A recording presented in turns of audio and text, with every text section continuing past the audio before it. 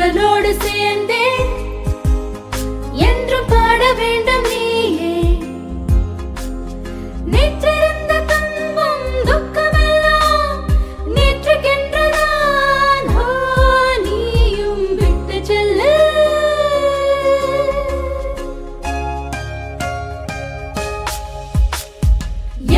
என்ன பாதை உண்டு எட்டு வைத்த வாவா, கட்டி போட்டு நம்மை நிறுத்த எவருண்டு?